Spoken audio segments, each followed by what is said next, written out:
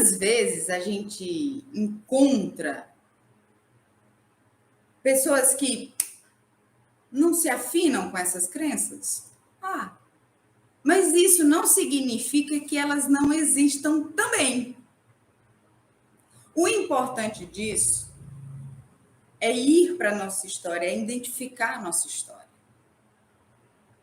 O importante é ver quem foi que realmente colocou e instalou. Tem uma charge que é maravilhosa do Instagram que diz assim: minha mãe tem o poder de despertar todas as minhas crenças. Não sei se vocês já viram. E aí o terapeuta diz assim: mas é claro, foi ela mesmo que as instalou. Então imagina que existe uma pessoa, um grupo, uma sociedade que instalou algumas crenças em nós. É muito importante a gente começar com essa perspectiva. Porque é daí que a gente começa a entender necessariamente qual o nosso funcionamento. Qual o funcionamento do nosso cérebro? Qual o funcionamento do nosso programa? E aí, de acordo com essas crenças, que necessariamente seria o quê? Crença. O que seria essa palavra crença?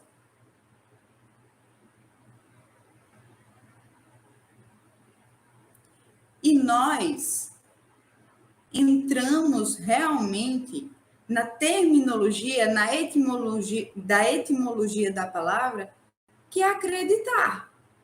Todo mundo, crença é acreditar em algo. E se eu acredito em algo,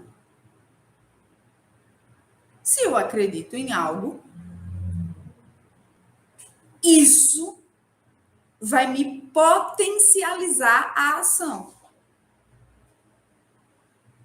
Isso vai me mobilizar a agir. E aí vamos para essa. O que é que eu acredito que eu sou? O que é que eu acredito a respeito de como eu estou inserido no mundo? Qual a minha posição?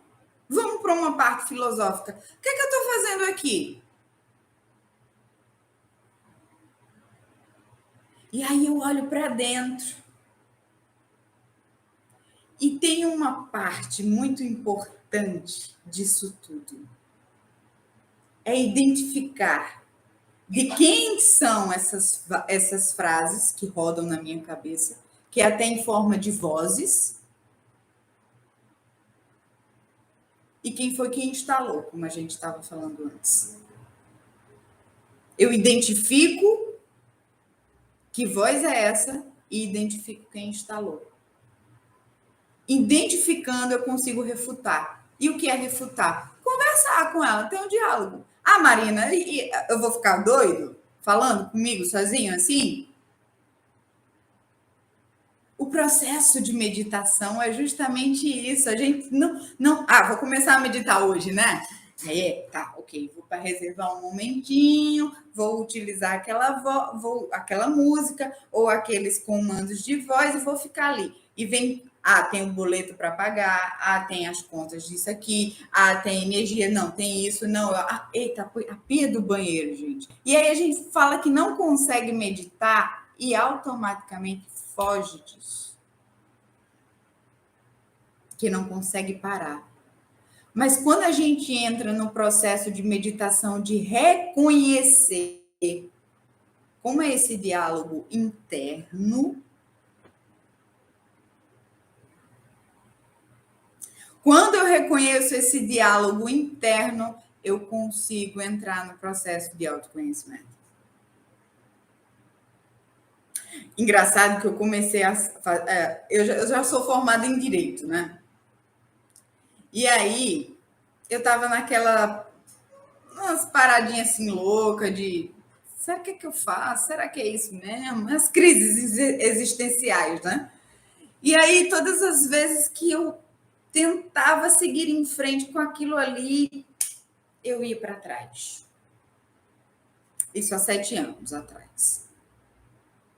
E aí eu encontrei o Strider, o Marcos.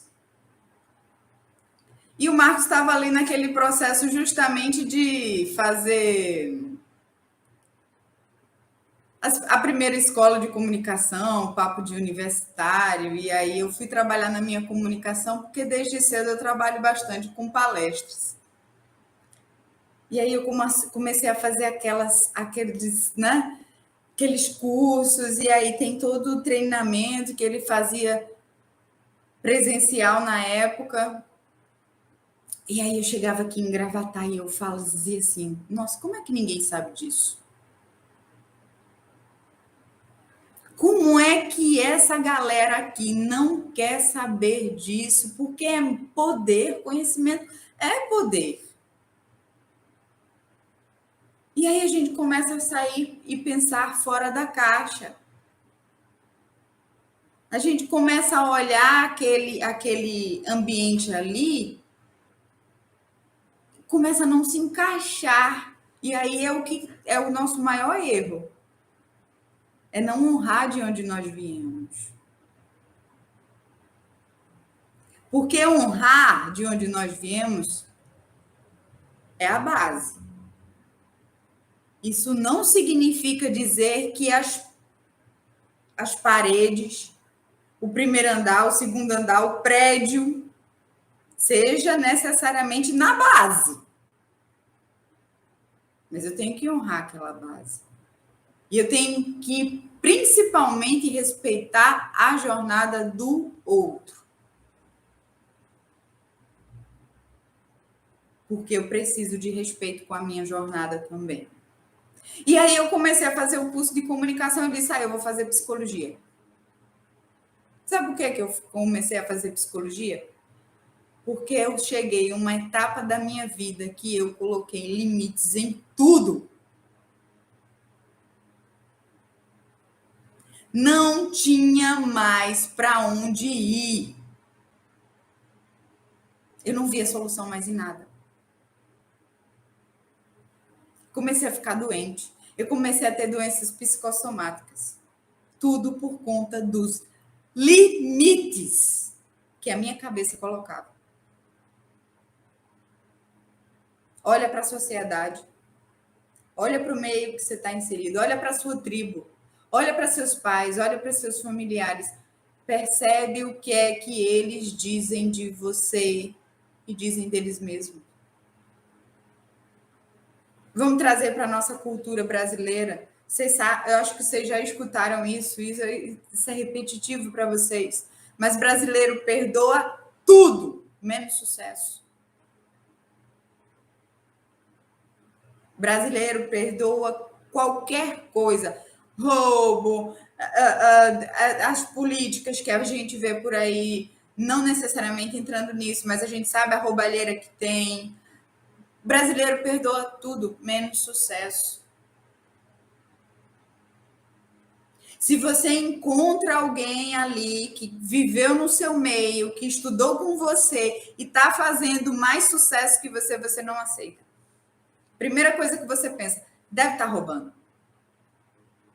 Deve estar fazendo alguma coisa ilícita. Se for mulher, alguém está bancando ela. Alguém está comendo ela e bancando ela, porque não tem como. Isso roda na nossa cabeça. Gente, é o nosso cotidiano isso. É conversa de bar, é conversa de banco, é conversa de trânsito. É isso.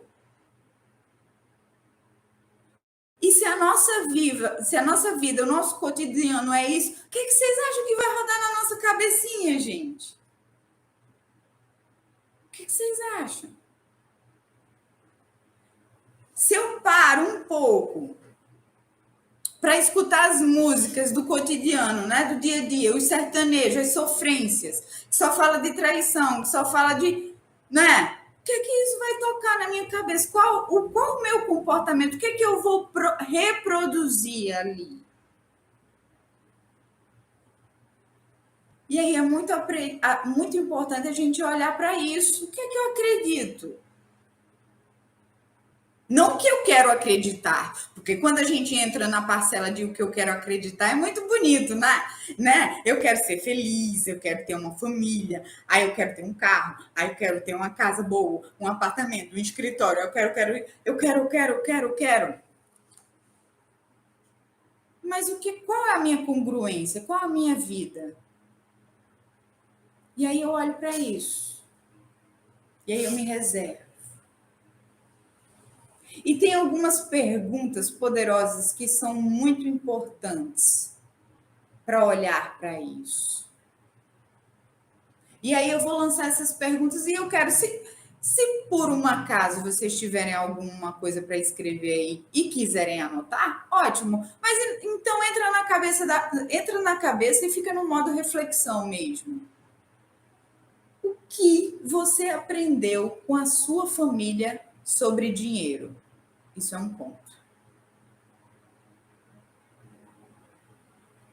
O que é que você ouvia dentro de casa sobre dinheiro? Alguém chega alguma coisa forte aí para compartilhar com a gente?